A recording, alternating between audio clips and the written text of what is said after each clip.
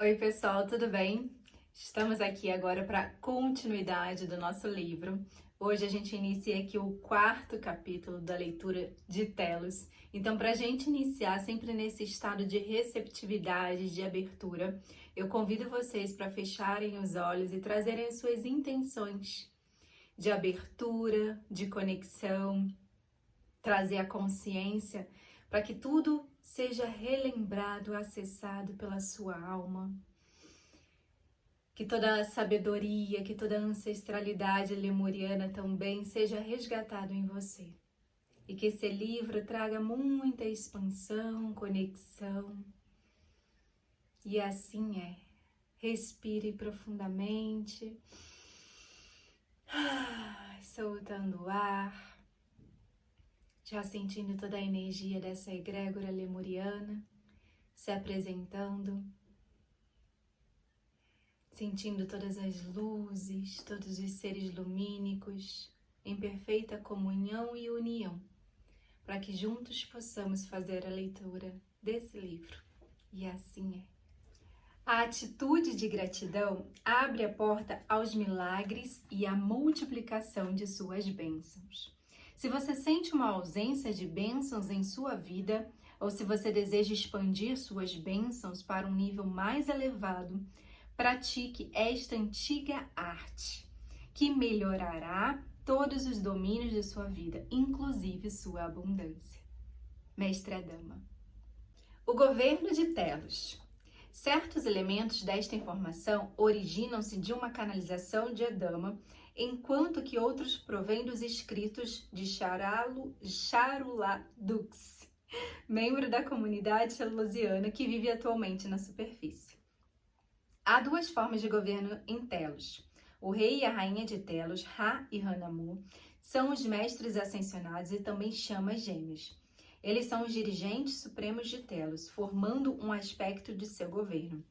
A segunda forma de governo é o conselho local, chamado Conselho Lemuriano da Luz de Telos. Ele é constituído de 12 mestres ascensionados, sendo 6 homens e 6 mulheres, buscando o equilíbrio do masculino divino e do feminino divino. O 13º membro, que está à frente do conselho, é o sumo sacerdote de Telos, que atualmente é Adama. Ele toma as decisões finais quando os membros do conselho não chegam a um consenso. Os membros do conselho são escolhidos em sua função de nível de realização espiritual, suas qualidades interiores, sua maturidade e sua área de conhecimento. Quando um membro do conselho decide mover-se para um outro nível de serviço, a existência da vaga é levada ao conhecimento público e aqueles que desejam tomar assento no conselho podem se apresentar. Todas as candidaturas são cuidadosamente estudadas pelo conselho, pelos sacerdotes, pelo rei e pela rainha de Telos. O rei e a rainha têm a última palavra sobre a escolha do novo membro do conselho. A cidade de Telos. Telos é uma grande comunidade reunindo cerca de 1,5 milhões de habitantes. Nós estamos divididos em várias vilas sob o mesmo governo local. O que chamamos de cidade de Telos divide-se em 5 níveis de vários quilômetros quadrados cada um. Primeiro nível. A maior parte de nossa população vive sob o domo do primeiro nível. Neste nível também estão agrupados edifícios administrativos e públicos, assim como vários templos. No centro deste nível encontra-se nosso templo principal, chamado Templo de Mahá, uma estrutura de forma piramidal que pode abrigar até 10.000 pessoas de uma vez. Este templo é consagrado à ordem de Melquisedeque. A pirâmide é branca, encimada por uma pedra chamada a Pedra Viva, que nos foi ofertada pelo povo de Vênus. Segundo nível. Agrupa todas as atividades de fabricação e de produção, visando atender às necessidades da população e da cidade. Compreende também várias escolas para crianças e adultos. Muitas pessoas vivem nesse nível. Terceiro nível. Este nível é inteiramente consagrado aos jardins hidropônicos. Toda a nossa comida é cultivada em um terreno de menos de 3 hectares, que produzem uma alimentação interessante, agradável e muito variada. Os métodos de cultivo são tão eficazes que 3 hectares são amplamente suficientes para nós. Produzimos uma grande variedade de alimentos que nutrem 1,5 milhão de pessoas, gerando corpos vigorosos e resplandecentes de saúde que não envelhecem. Eu gostaria que vocês tomassem consciência de que sim, nós comemos, mas como seres da quinta dimensão, não comemos do mesmo modo que vocês. Nós comemos somente se e quando queremos, e portanto, podemos manifestar aquilo que desejamos comer. Nossa comida não é tão sólida quanto a de vocês, embora ela tenha substância, gosto e cor, forma, ela seria considerada uma comida etérica em sua percepção de terceira dimensão. Os jardins hidropônicos são capazes de produzir colheitas continuamente. Podemos fazê-las crescer mais rápido graças a uma tecnologia hidropônica avançada. Utilizamos pouco solo, muita água e nenhum produto químico. A comida é inteiramente orgânica e possui vibrações muito elevadas. Os cultivos não necessitam de fertilizantes e não empobrecem o solo. Apenas adicionamos minerais orgânicos na água das plantas. As culturas são melhoradas e aceleradas pela grande luz, energia e vibração de amor de Telos. É a magia da nossa consciência de quinta dimensão que vocês descobrirão em breve, talvez ainda nesta década ou na próxima. Quarto nível. Este nível compreende alguns jardins hidropônicos, algumas fábricas e uma ampla área de natureza, em um parque com pequenos lagos e fontes. Quinto nível. Este nível é inteiramente consagrado à natureza, a árvores altas e lagos, como uma reserva natural. Lá estão abrigados todos os animais e também preservados um grande número de plantas e animais extintos da superfície. Os animais são vegetarianos e não devoram uns aos outros. Eles convivem em total harmonia, sem temor e sem agressividade em direção às pessoas e entre eles mesmos. Telos é verdadeiramente o lugar onde o leão e o cordeiro deitam lado a lado e dormem em total confiança. Os meios de transporte em Telos. Possuímos vários meios de transporte na cidade, tais como calçadas com esteiras móveis, elevadores entre os níveis e trenós eletromagnéticos semelhantes a motos para a neve. Para circular entre as cidades, os residentes usam o tube, um sistema de metrô eletromagnético capaz de atingir uma velocidade de 4.800 km por hora. A aparência física dos telosianos. Sua aparência física é diferente da nossa? Essencialmente, nós nos parecemos com vocês, ainda que sejamos mais altos e encorpados. Mantemos uma aparência jovem por milhares de anos, aparentando ter sempre entre 20 e 40 anos. Conforme nossa escolha, podemos modificar nossa aparência facilmente. Em Telos, ninguém apresenta sinais de envelhecimento ou cabelos grisalhos pela passagem do tempo. Isso pode parecer estranho de início, mas você se habitua rapidamente. O dom de viver em um corpo perfeito vem com a graça de ascensionar em uma consciência de quinta dimensão. Quando você for apresentado a alguém de 20 mil anos de idade, perceberá que ele ou ela parece tão jovem quanto qualquer outra pessoa. Desde que alcançamos o estado de imortalidade, prolongamos a vida em nosso corpo atual tanto quanto desejarmos. E quando sentimos que é tempo de passar para um outro nível de serviço ou outra dimensão, nosso corpo segue junto para evoluir em uma nova aventura. A celebração de festas. Há feriados em Telos e como os celebram? Eu saúdo vocês com belas flores emanando de meu coração. Sim, nós temos maravilhosas celebrações em Telos, com grandes e elaboradas festividades em que todos participam, incluindo as crianças. Ainda que, de modo geral, nós não festejemos as mesmas ocasiões que vocês, consideramos nossa vida cotidiana como uma celebração contínua da vida, do amor, da profunda gratidão em nossos corações pela beleza, abundância e graça de que nos beneficiamos todos os dias. Embora não tenhamos muitas datas oficiais para celebrar, nossas festas principais ocorrem 4 vezes por ano, nas mudanças de estações, durante os solstícios e os equinócios. Nestas ocasiões, cada cidade da rede Agartha inicia 3 dias de sofisticadas celebrações. Essas grandes festas são organizadas em todas as cidades e os amigos e familiares participam juntos, em uma demonstração de amor recíproco. Um grande número de pessoas viaja para as diferentes cidades para participar das festas e visitar aqueles que amam. Durante estas festas, o afluxo de visitantes de todo o interior da Terra e também das estrelas quase duplica a população. Os visitantes são membros de nossa família galáctica, que é a sua família também. Em um futuro próximo, muitos de vocês encontrarão de maneira consciente e tangível muitos de seus irmãos e irmãs das estrelas. Isso lhes trará uma imensa alegria. Nós nos reunimos em comunhão para uma grande celebração de amor e unidade com o nosso Criador, com a Terra e com os outros. Dançamos, tocamos músicas, cantamos e exprimimos nosso amor e reconhecimento pela alegria de estarmos juntos. Antes de cada celebração, todos contribuímos para a decoração de nossa cidade, o que fazemos com requintada criatividade e beleza. Nenhum esforço é poupado e na fase da decoração já estamos em festa. Ao longo do ano, há outras ocasiões para celebrar, para as quais dedicamos tempo. Se não temos uma razão especial para festejar, inventamos uma. A vida é tão mágica e cheia de surpresas que há sempre uma razão para festejar. Nós também celebramos o seu amor e abertura para a nossa antiga herança lemuriana.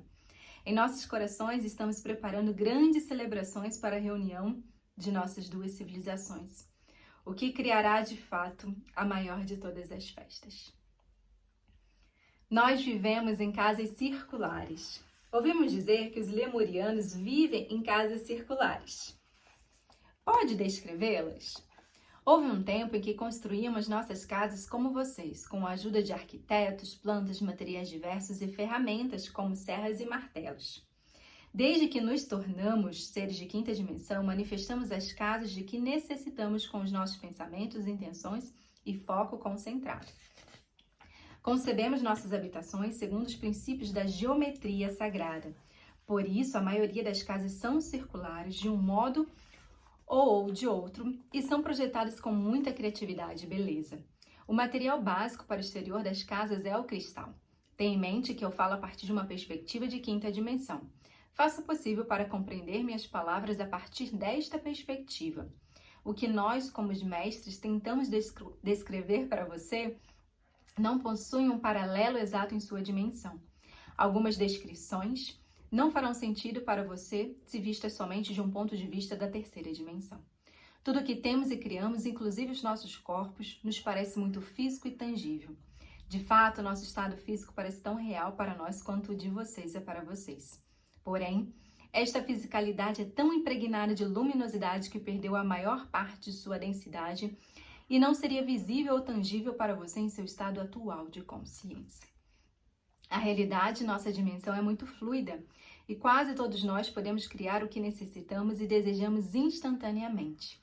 Atingimos atualmente a capacidade de criar nossas casas muito rapidamente de modo que desejarmos e podemos fazer mudanças a qualquer momento.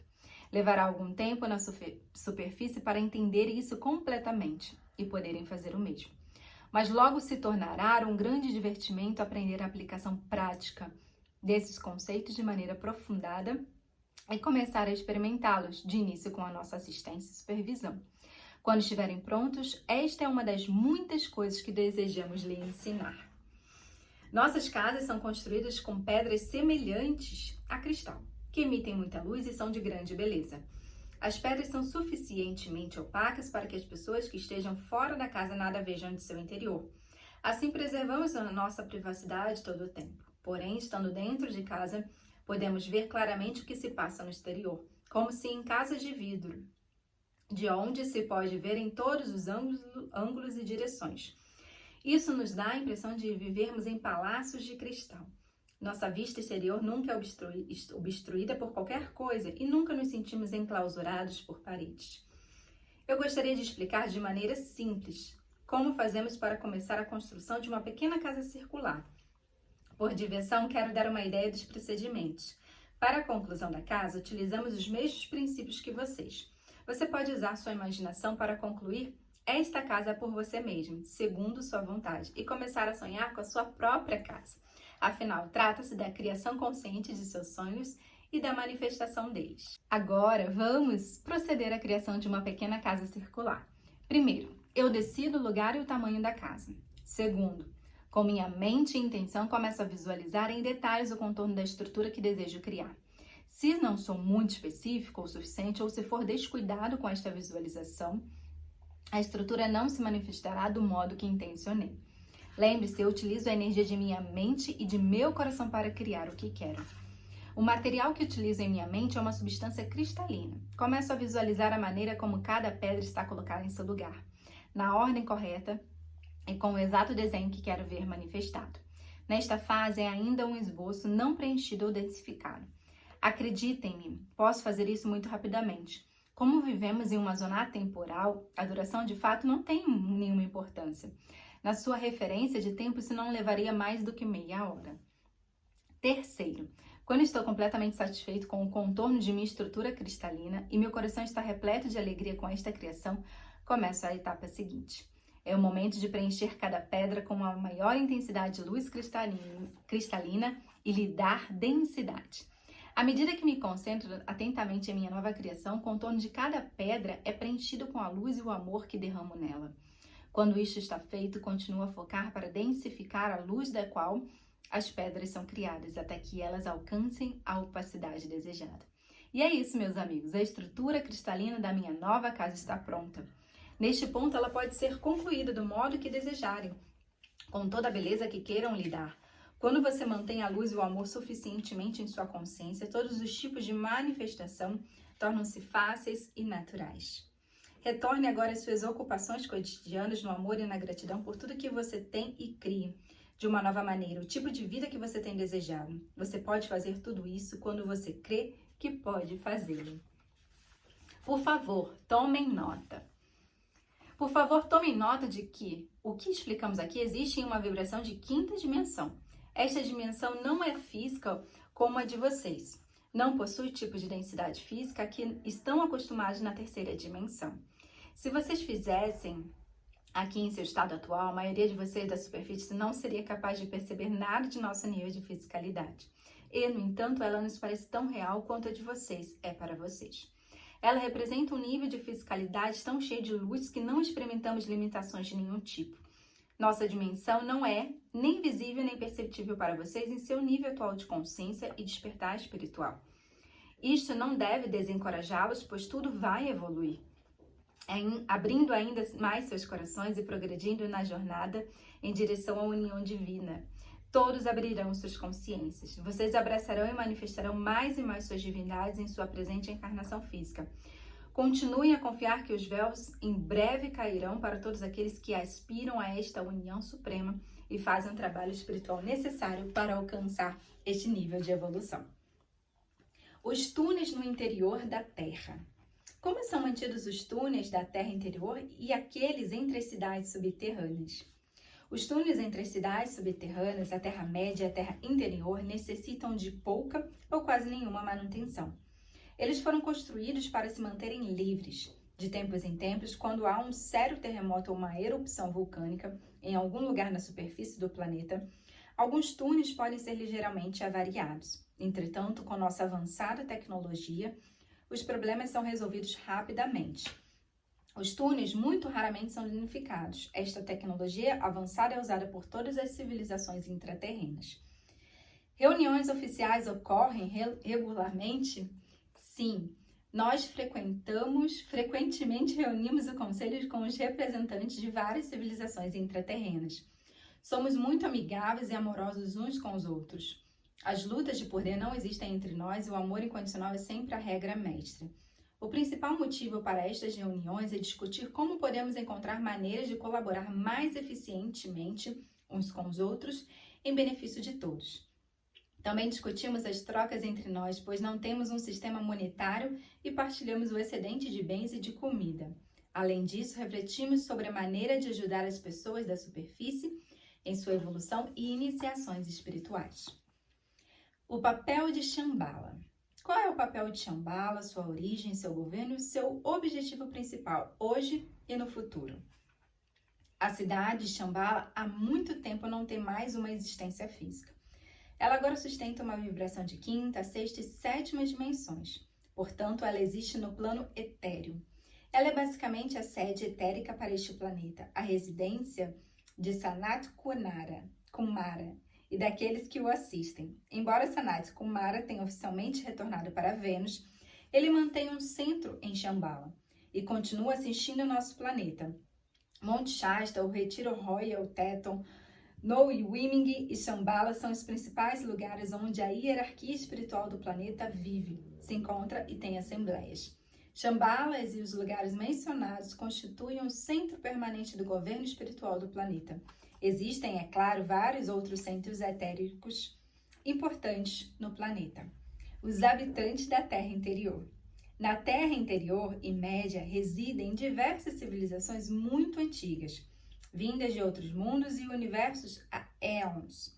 Todos estão em um estado ascensionado de consciência, embora várias delas tenham conservado um certo grau de fisicalidade.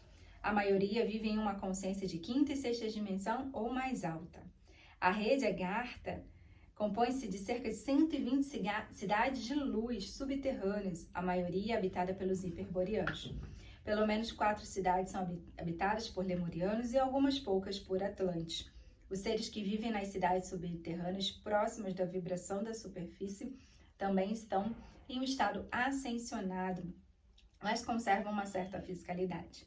A rede Agartha era governada pela cidade de Shambhala Menor, habitada pelos hiperboreanos. Atualmente, a cidade de Telos assumiu a direção. Outras cidades da rede Agartha. Possídia, primeiro posto avançado Atlante, situada sob as planícies do estado do Mato Grosso, no Brasil. População de 1.300.000 habitantes. Shonshi, refúgio da cultura uigur, um ramo dos lemurianos que decidiram fundar suas próprias colônias há 50.000 anos. A entrada é guardada por um mosteiro de lamas no Himalaia. População de 750.000 habitantes. Rama, remanescente da cidade de Rama da superfície, localizada perto de Jaipur, na Índia.